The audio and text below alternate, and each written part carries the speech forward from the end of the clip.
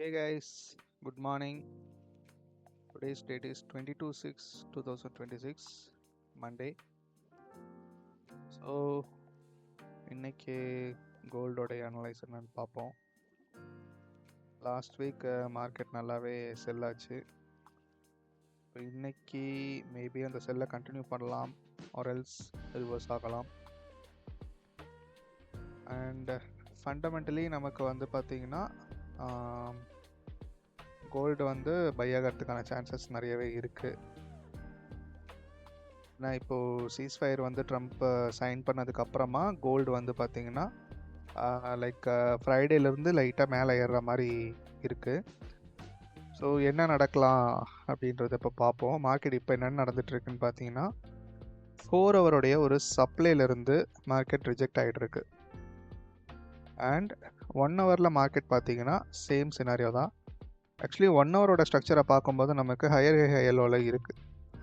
In case market இந்த ஒரு 1 ஹவரோடைய ஸ்ட்ரக்சருக்கு by ஆகணும் அப்படின்னா இருக்கிற இடத்துல இருந்து இந்த டிமாண்டில் மிட்டிகேட் பண்ணிவிட்டு மார்க்கெட் மேலே ஏறி இந்த சப்ளை ஜோன் வரைக்கும் போகலாம். இது ஒரு சினாரியோ. இன்னொன்று வந்து பார்த்தீங்கன்னா நீங்கள் டே டைம் ஃப்ரேம் போங்க. டே டைம் ஃப்ரேமில் மார்க்கெட் என்ன பண்ணிகிட்ருக்கு, மார்க்கெட் ஒரு டேவோட ஓபி வித் எஃப்இஜி தெரியுதா? ஸோ இந்த இடத்துல மார்க்கெட் மிட்டிகேட் பண்ணிட்டு தான் 1 ஹவரில் ரிஜெக்ட் ஆக ஆரம்பிச்சிருக்கு. ஸோ அப்போது மார்க்கெட் வந்து என்ன பண்ணலாம், நான் வந்து ஸ்ட்ராங்காக பார்க்குறது என்னன்னு பார்த்தீங்கன்னா, இப்போது இது வந்து ஒரு டேவோடைய ஒரு சப்ளை ஜோன் தான், ஓகேவா? இப்போ டேவோட பிளாக்ல இருந்து மார்க்கெட் மிட்டிகேட் ஆகிட்டு கீழே வருது. அதே சமயம் 4 ஹவர்லேயும் இது ஒரு பிளாக்கு. ஸோ அதில் மிட்டிகேட் பண்ணிட்டு தான் மார்க்கெட் கீழே வந்துட்டுருக்கு. அண்ட் 1 ஹவர் வந்து பார்த்தீங்கன்னா 1 ஹவரும் வந்து கிட்டத்தட்ட இது ஒரு ப்ரீமியம் ஜோன் தான். அதையும் செக் பண்ணிடலாம். இல்லை, ஆக்சுவலி ப்ரீமியம் ஜோன் கிட்ட இன்னும் போகலை, பக்கத்தில் போயிருக்கு. பட் ஆனால் வந்து மிட்டிகேட் ஆகலை, பார்த்தீங்கன்னா தெரியும். ஸோ 50% கூட போகலை. ஸோ வாய்ப்பு இன்னைக்கு என்னென்னா, இந்த 50% போகாததுனால நான் எப்படி யோசிக்கிறேன் அப்படின்னு பார்த்தீங்கன்னா, மேபி இந்த டிமாண்டில் மிட்டிகேட் பண்ணிவிட்டு அகெயின் மார்க்கெட் மேலே சப்ளை போயிட்டு அதுக்கப்புறம் வேணால் செல் ஆகலாம்.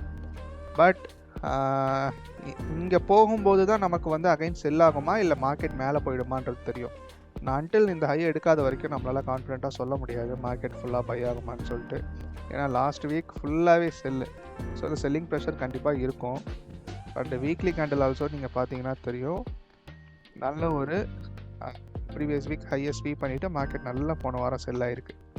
ஸோ எய்தர் அப்படி ஒரு வேளை லிக்விடிட்டியை எடுத்துகிட்டு தான் மார்க்கெட் பை ஆகிறதா இருந்தால் ப்ரீவியஸ் வீக் லோவை எடுத்துகிட்டு ஆர்எல்ஸ் பை ஆகலாம். ஸோ இதுதான் இன்றைக்கி என்னோடய அனலைஸ்.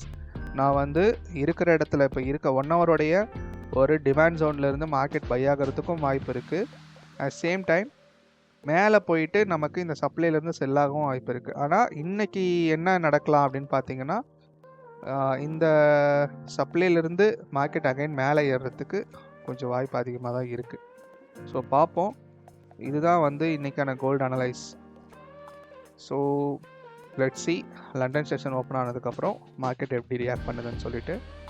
ஏன்னா இந்த ஒரு ஸ்ட்ராங்கான கேண்டிலை வந்து பாடி க்ளோஸ் நமக்கு வைக்காமல் நமக்கு செல்லாக வாய்ப்பு இல்லை. ஏன்னா இந்த பையர்ஸ் வந்து பார்த்திங்கன்னா ஸ்ட்ராங்காக இருக்காங்க. ஏஷியாவில் பையான கேண்டில் இது. And okay guys, let's see London start ஆகட்டும், எப்படி மார்க்கெட் ரியாக்ட் பண்ணுதுன்னு பார்ப்போம். See you on next video. Thanks for watching.